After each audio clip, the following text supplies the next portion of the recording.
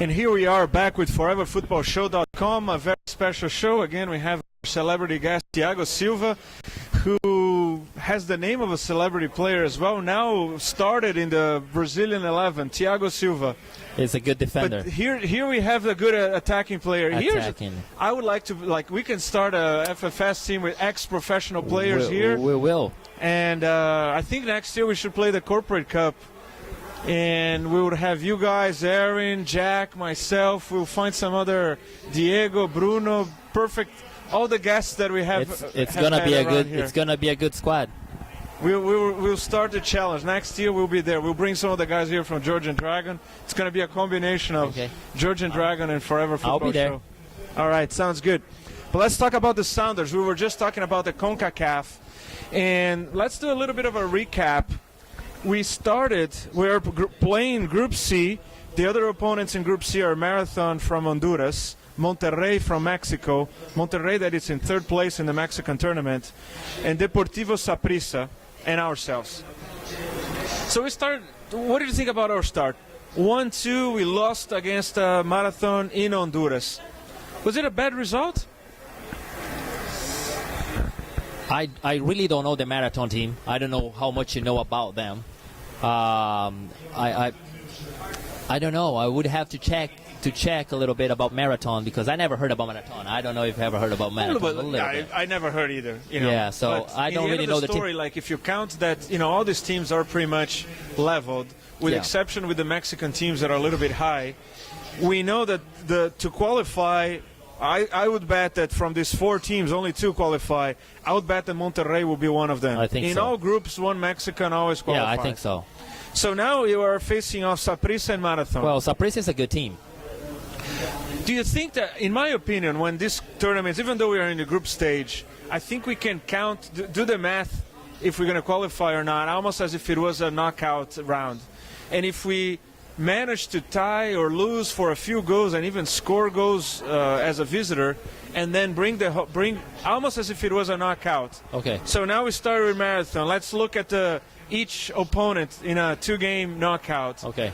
A 2-1 result in Honduras is not that bad because we can come back here, beat 1-0, 2-0, and we are back in the game.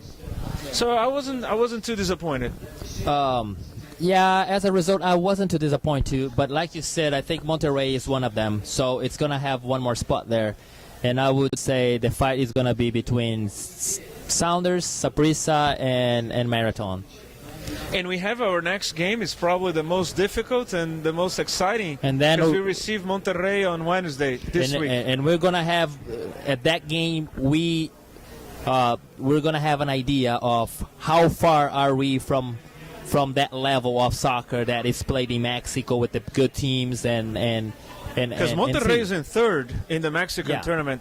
By the way, interestingly enough, in Group A, I was just checking the other results. Group A, normally the Mexican teams always qualify and dominate, if not make all the 4 semifinal spots.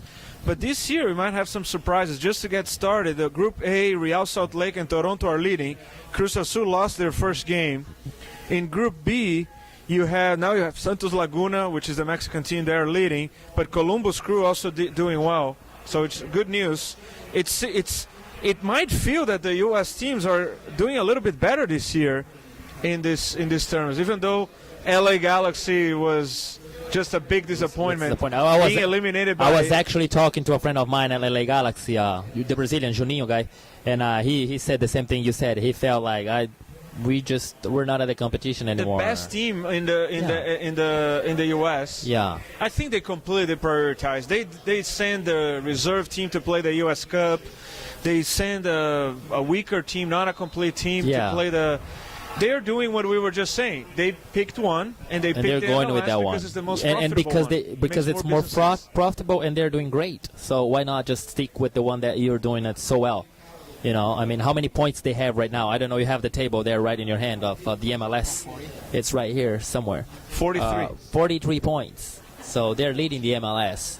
And although after the World Cup they lost a little bit of their edge as well when Columbus Crew started. Columbus Crew is like now only 3 points away. Yeah. So interesting developments there. Now let's talk a little bit about, bottom line is that Sounders play against Mexico, Mexican team Monterrey. Yeah, on Wednesday. Do you have a guess? What's your guess for that result?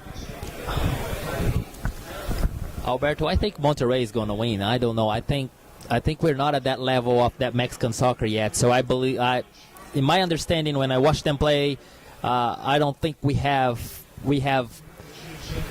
a team enough yet to compete with them. So I think it's going to be a 2-1 game, Monterrey. Filippo, your call. Yeah, for me it's 1-1.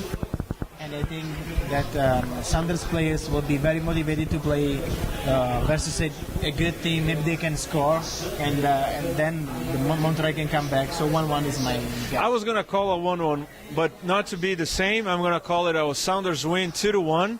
And I think that what we have in our advantage is going to be the surprise factor to Monterrey.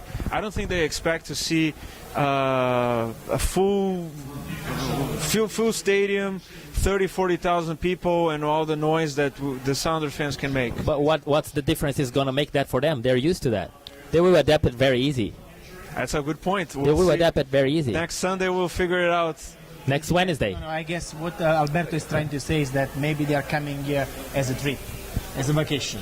Yeah. And that can make a difference. You are a player, I was a player. And if you are not mentally prepared to a game, even though you play with a team as not good as you are, maybe you can. Maybe that can be. I don't know. We will see. We will see. Talking about Mexican football, let's just do a quick recap here of how things are going there. Mexican football, main results of the day this weekend was Estudiantes beat San Luis 3-2, a surprise result.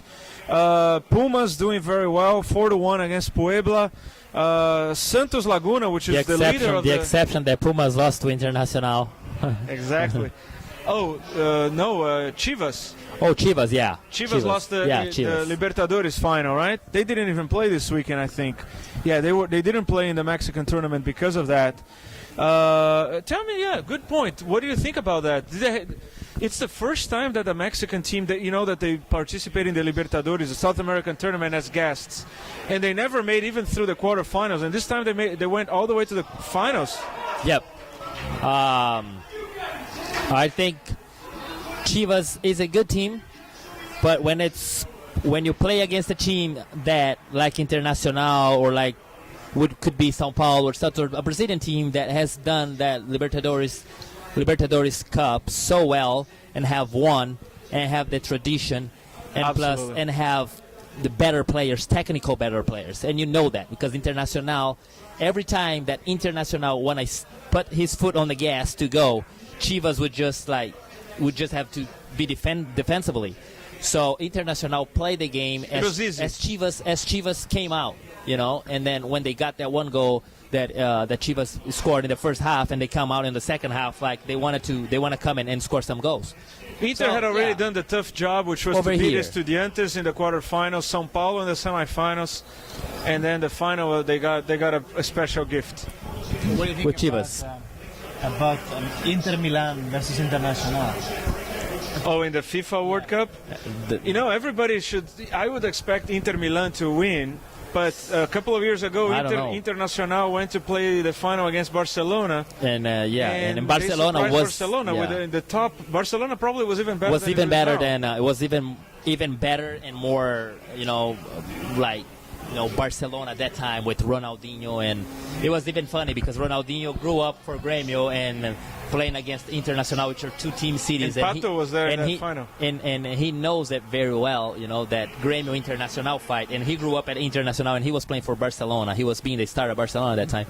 And everybody thought Barcelona would put three goals in Internacional, and Internacional came back with the title home.